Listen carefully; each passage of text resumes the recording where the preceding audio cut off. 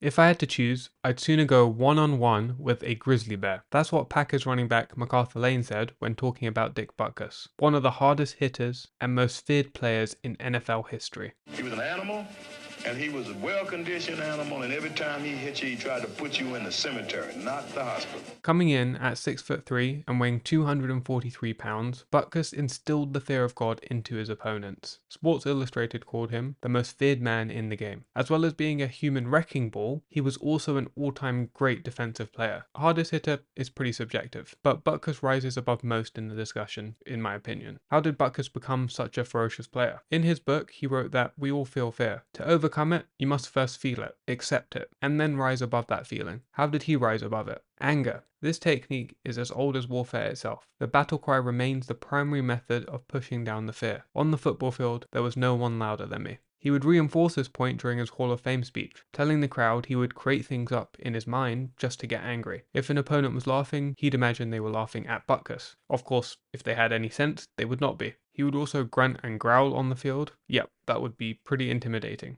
As the ball was snapped, opponents feared they too might be snapped. Sweat beading down their faces, backsides clenched as Butkus came launching like a cannonball. He was drafted 3rd overall by the Bears in the 1965 draft, and he would also be selected by the Broncos in the AFL draft, who gave their rights for Butkus to the Jets. Despite the Jets offering him more money, he signed with the Bears as he wanted to play in his hometown. But unfortunately, he arrived at a bleak time for the franchise. They would go 49-74-4 while he was there and never got to the playoffs. They only had 2 winning seasons during his tenure. They say you're the sum of the 5 people you spend the most time around. Well, if you're surrounded by losing, by mediocrity, it would likely bring you down too. Not for Butkus. He was a competitor, showing up on every down. I mean, he won Defensive Player of the Year in 1969 when the Bears went 1-13. Maybe the losing made him more angry, thus inflicting even more damage on his opponents. I don't know. He was trying to hurt you though, leave his mark. If you had the football, he was coming for you and he's going to make sure you didn't gain an inch.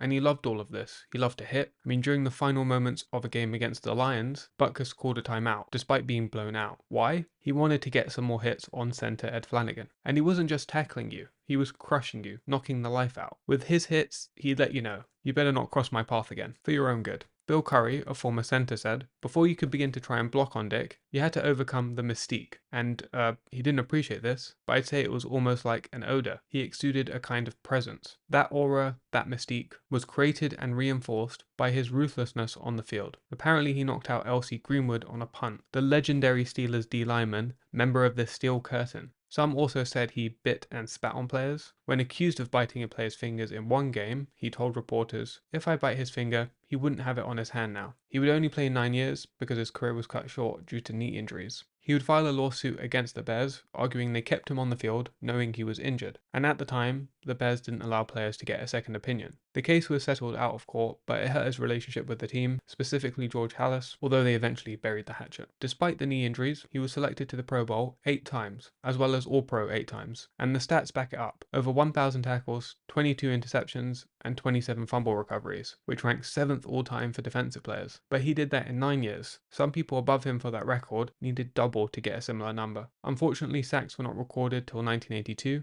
but in 1967 he did amass an unofficial career-high 18 sacks. So it was not just the hard hits, he was an excellent player. A student of the game, he studied game plans while their teammates were relaxing. At high school, he accounted for 70% of his team's tackles, and he would lead the Bears every year in tackles, averaging 120. He honed his skill of stripping the ball. Like many of these defensive stats, forced fumbles were not tracked back then, but he would definitely be up there on the leaderboard if they did. He excelled at stuffing the middle against running plays and could drop into coverage. Although he wasn't the fastest, he had a quick burst and the speed to cover sideline to sideline. The job of the linebacker is almost like a defensive quarterback. They watch closely for any gaps or openings, and their job is to stop anything from getting through. Quick decisions are required. Heat-seeking missiles are pretty effective at hitting targets, and Butkus is certainly effective. Despite being an all-time great, he wasn't keen on the spotlight. He just wanted to play football and crush opponents. He won Athlete of the Year at college after winning the Rose Bowl, but he didn't care. He actually didn't know what the award was, and he didn't even go to the ceremony. So that's the legendary career of Dick Butkus. Alright, thanks for watching.